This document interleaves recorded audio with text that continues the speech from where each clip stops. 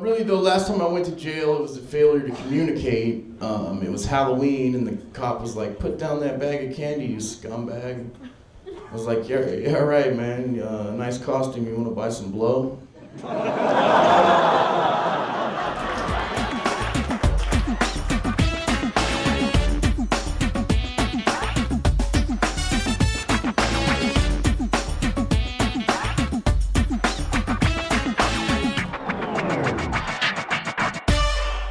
This next comic is going to make you laugh until you fart or possibly blow Diet Dr. Pepper out your nostrils. This is great. I'm from the Bay Area, outside of San Francisco. I don't like to get lumped in there because I just don't feel like dealing with the questions. You know, everybody asks the same question if you're from the Bay. So, is it really gay there? And it's like, San Francisco's not even that gay, man. It's just those hills make everybody look gay, all right? It's true. Everybody in this room has walked up a steep hill before, correct? Right, so you know it's impossible to do that task in a masculine way. Can't be done. All right, think about it. When you're walking up a hill, normally you're like, I'm good. But when it starts getting steep and your back tightens up and your legs start burning, all of a sudden your butt sticks out for no reason, and then your walk's kind of like, And that looks like, well, maybe he has. I don't know. I really don't know. You know, like even your hill tired is different from normal tired. When you normally get tired, your hands go on your knees. You know, I can't breathe, coach, sub, you know? On that hill, nope, you get gay. You know, like, you're walking, you're like, oh, Jesus, like, you want to keep going? Like, this is really, my hips do this on its own for no reason, right? And then you end up taking that real gay deep breath, you know, you're like, whoo! And like that breath is like, he's done it. I know he has. And it's just what it does, man. It's just what it does. It's a crazy place, man. It's a crazy place. It's got a lot of like homeless and junkies there, you know. You gotta give each their respect. You know, junkies are people that are addicted to drugs. Homeless people are just people that love building clubhouses so much as a kid, they were just like, I'm gonna do this forever. You know what I'm saying? Like, just on the streets. Why pay rent when I can live in this box? You know, like, they're just committed, that's all. You know? But I respect both parties for what they do. Like, I respect junkies too. I mean, it takes a lot to go out there and do that every day, you know? I take it back. I don't respect fat junkies. Here's why. This is why. I'm a firm believer that no matter what you do in life, you go 110%. You know what I'm saying? Real junkies are only concerned about their next fix. So if you're stopping to eat, you ain't focused. You know what I'm saying? Like, I need you out here every day about that life, you know? Like, this guy can come to me, he was like, hey, brother, man, you think I can get $1 from you? I was like, heck no, man. I was like, nah, man, not with that cheeseburger in your hand. I was like, look at this guy over here. He is butt naked in the middle of the street dancing, all right? If you don't get on his level, I'm giving him my money because he's committed. You know what I'm saying? That's how I feel. And then the guy, he got mad at me and he cussed me out, you know, I think, because he did the junkie cuss out, where they kind of cuss out the area around them, but you don't really know like who they're talking to. They're always saying real irrelevant things, you know, I was class president in 1979, you know? I'm like, what does that have to do? What? Are you talking to me? I don't really know. And it was crazy because he was going on this rant, and I finally got mad, and I was like, man, get out of my face. And he said something real weird at the end of his rant. I'll never forget it. He was like, man, forget you, man. I don't need this. Hey, follow me on Twitter. And I was like, what? Wait a minute. You have a Twitter account? Like, this is from where? Like, so I followed him, and he's hilarious. He's absolutely hilarious. He's got a lot to say, I guess. I don't know, man. I don't know.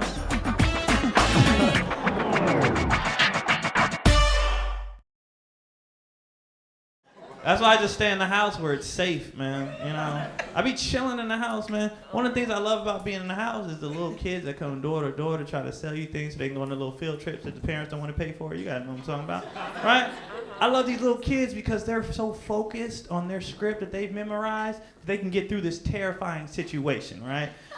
The only problem is they're so focused on the script that they don't talk to you like a human being anymore. They just say exactly what they memorized and go on about their day. The way this kid greeted me let me know he was just focused, right?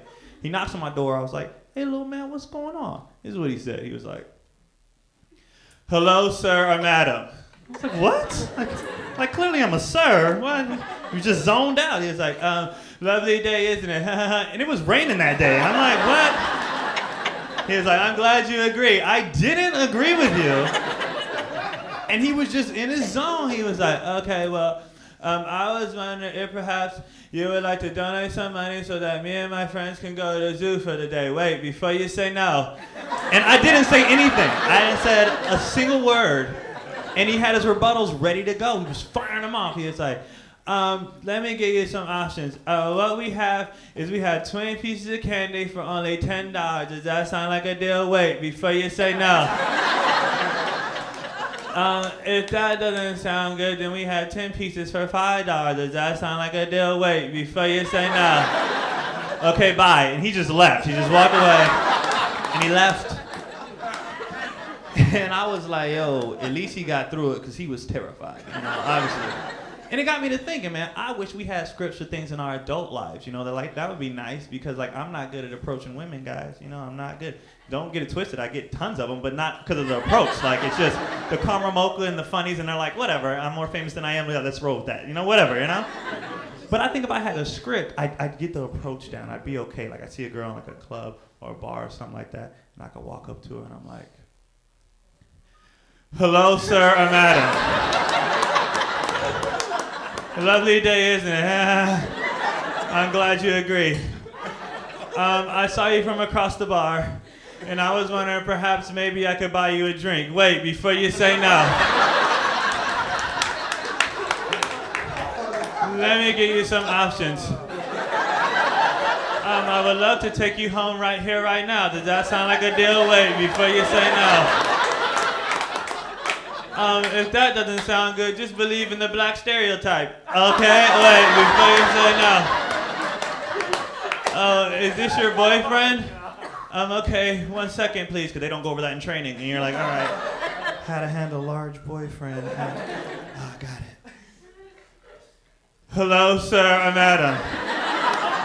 A lovely day, isn't it? Before you punch me in the face, could we please talk about this like two grown adults? Wait, before you say no. Isn't there enough black on black crime going on in today's society? Wait, before you say no. What would Jesus do in this situation? Have you accepted him in your heart today, sir? And I'm like, which book did I bring to this? It's crazy, man. It's crazy. Oh, thank you, appreciate it.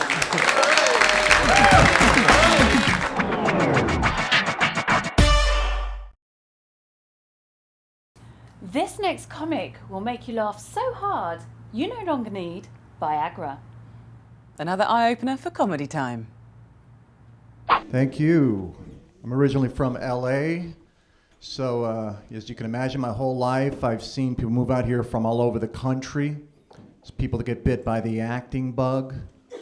Out here from Wisconsin, got bit by the acting bug. Everyone gets bit by the acting bug. How come no one ever gets bit by the talent bug? How come that bug never bites anybody? I think that bug is extinct. All these damn actors, LA's filming. You ever notice actors never act? You ever notice that? They never act. They wait tables. They go on auditions. They take acting classes. They never act, but they call themselves actors. No other profession does this. Nobody's like, I'm a plumber. Oh, so you fix broken toilets? No, but I take a lot of dumps. It's kind of related. I've been teaching myself Spanish recently. People ask me why. I'm like, I live in LA. There's 10 million people here, and 12 million of them are Mexican.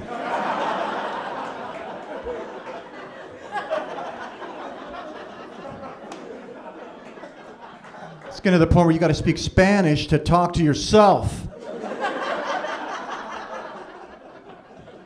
I'm also very attracted to Mexican women, but I'm afraid to have sex with them because they're so damn fertile. It's crazy.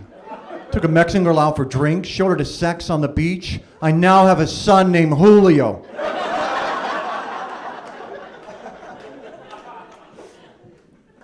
You guys ever text somebody and it takes them so long to get back to you? By the time they do, it's like ridiculous. Went on a date with this chick, text her next day, had a good time you last night, let's do it again soon. Then a long time later, out of the blue, I get a text. Yeah, had a good time too, let's do it again. I'm like, I'm married now with a son in college named Julio.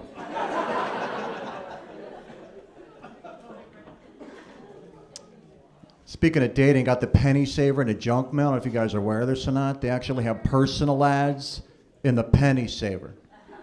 Listen to how this one chick put in there. Single white female, 25, seeking.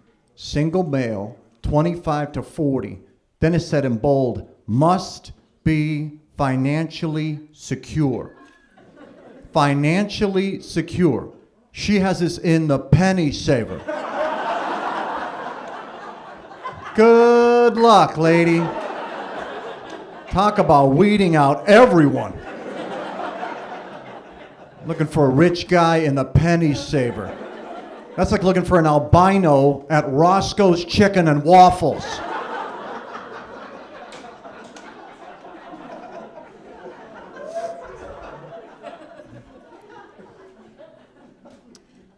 So you guys are probably on Facebook and Twitter and all that. I'm on there out of necessity because I do the comedy, but I don't like it, you know.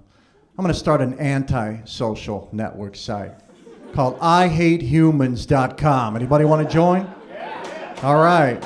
Instead of friends, we'll be adding enemies. You log in, you get suggestions, people you may hate. Your ex pops up. Instead of poking them, you could choke them. It's going to be great. Hollywood putting out some real garbage. Rented Grown Ups 2. What a piece of crap. This thing was so bad, I walked out of my own apartment. That's why I like porn. It never disappoints, right, guys? There's good porn and great porn. I was actually talking to a porn director recently, and he was talking about how much more lucrative the adult film industry used to be back in the day. He said, now they can't generate any money because there's so much free porn online. I'm like, free porn? What are you talking about? I've gone through 4 computers in the last year. Free? That sent me back over $6,000. Those viruses are killing me.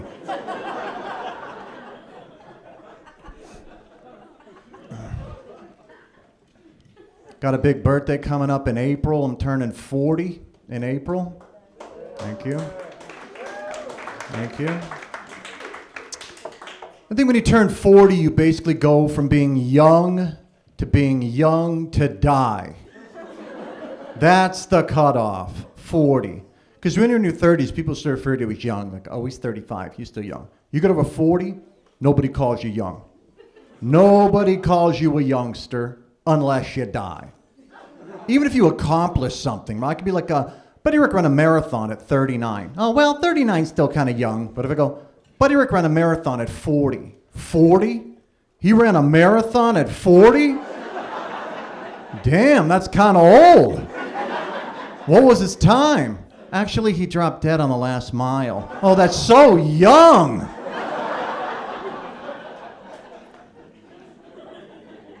Took a chick to a fancy restaurant. I had to get my car valet parked. I don't know about you guys. Not a huge fan of valet parking. I don't like people touching my car. You know, I look at it as a violation. And I got nothing against anybody of any particular race or nationality or anything like that. But once these Mexican dudes get your car, they take it over. They personalize it. They treat that car like it's their own. Here's what happened last time I got my car valet parked. Got back in my seat. I'm crushed up to the steering wheel because they're 2 feet tall. These little bastards that park your car. He hung a crucifix from the rearview mirror. Put a picture of Selena in my dashboard. And believe it or not, he canceled my insurance. Thanks, guys. Enjoy the rest of the show.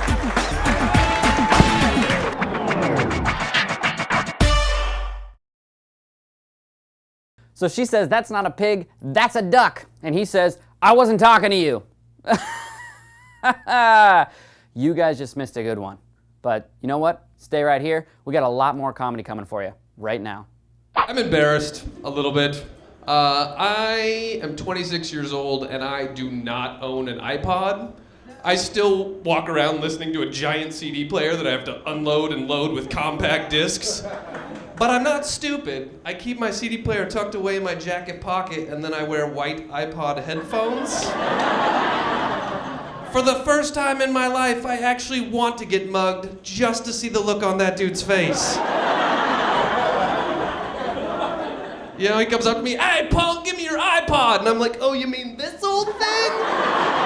And he's like, "Damn, is that a Sanyo?" And I'm like, "For real, you want to hear some Boys to Men?"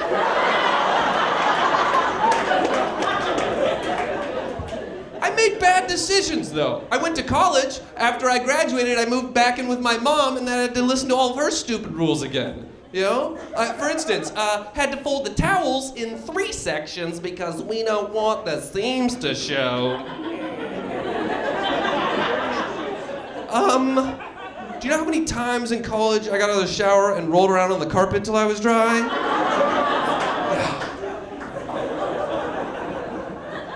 I drink alcohol to cope. My dad actually doesn't drink alcohol at all. My dad actually has never had a sip of alcohol in his entire life. But I actually like that because I feel like he has absolutely no idea what it even looks like to be drunk. You know, like I feel like I could stumble into his house just like wasted, like knocking over furniture, and he's like, "Oh my God, are you okay?" And I'm like, "Oh, my allergies are killing me. You have any Sudafed I could snort?" You know, like. My mom doesn't drink alcohol either, and she actually doesn't know that I drink alcohol because I've gone to very painstaking lengths to keep it secret. You know, like I'm quickly untagging pictures on Facebook. I'm pretending like I don't know how to pronounce Grand Marnier. You know, like. On family vacations, I'm like sneak into the bathroom to do shots by myself during the intermission of Beauty and the Beast on ice, you know, or like, and my friends are always saying things to me like, "Oh my God, like how are you gonna do that? You're gonna have to keep that hidden from your mom for the rest of your life." It's like, no, don't be ridiculous. I have to keep it hidden for the rest of her life, okay? Look, before you judge me, I'm not saying I want my mom to die. I'm just saying I want her to die before me, okay? I get nervous around death. That's a pretty, like, common thing, I guess, for a lot of people. I don't do well with death. Like, I was on the highway not too long ago, and I had an ambulance pull up behind me with his lights flashing and his siren going, and I pulled to the right like I thought I was supposed to, but as I did that, ambulance tried to pass me on the right. Oh my God, that's awkward. So I pull back to the left. Guess what? Ambulance tries to pass me on the left. I pull back to the right. Ambulance tries to pass me on the right. We went back and forth like this for like a minute. You know what everybody else on the highway at that moment was thinking? Oh my God, look at that man. He keeps swerving to block the ambulance. I look like the worst human being alive, you know? I look like the reason somebody was in the back of an ambulance. You know, like I stabbed him and I just got in my car to finish my handiwork, make sure they don't make it to the hospital alive, you know? People think like it looks like I'm looking in my rear view mirror just driving my car like, nope, not this way, haha. Yeah, you're not gonna make it to the hospital. Yeah, maybe you should have given me more ranch with my chicken nuggets, you know? Like, Ugh. I want to be rich, like every American. It's the American dream, right? To be rich. I want to be Queen of England rich, though. And what I mean by that is like this past year, the Queen of England went to Wimbledon for the first time in 34 years. And as everybody else was sitting there watching the tennis ball go back and forth, the Queen of England just sat there staring straight ahead with a terrified, glazed look on her eyes. Didn't know what's going on. And then, at one point, she walks up to Martina Navratilova and says something like, "Did you invent tennis?" That's how rich I want to be, okay? She is so rich that she has no idea what's happening in the world. Yeah, I want to be completely checked out of reality because of my money, you know? Like, I want to be able to come out of my castle once every 5 years, and when somebody's like, "Did you know Barack Obama just legalized gay marriage?" I could be like, "Well, did you know that when you smush 2 ants together, they taste better than one?" You know? Like, I want to be that guy. I want to ignore the world's problems because of my money, okay? Like, I want to have so much money I can taunt the world's problems, you know? Like, I'll be spending all of my time living in a hot air balloon that I've had custom designed to make look like a floating tree, you know? And when people on the ground are like, why is that tree floating? I can be like, global warming! That's how rich I want to be. But I'm not rich. I'm really poor. I have to go to the free health clinic, which is frustrating. I went to private school growing up, so the free health clinic is about the opposite end of the world for me.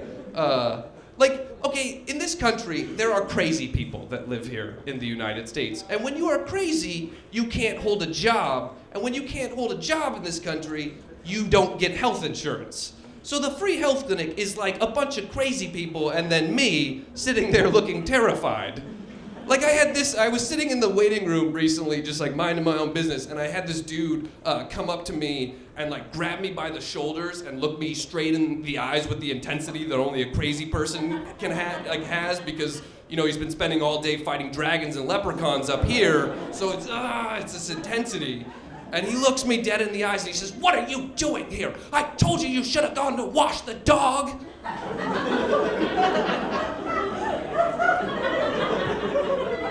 And all I could think was, they lied to me. Private school did not prepare me for the real world.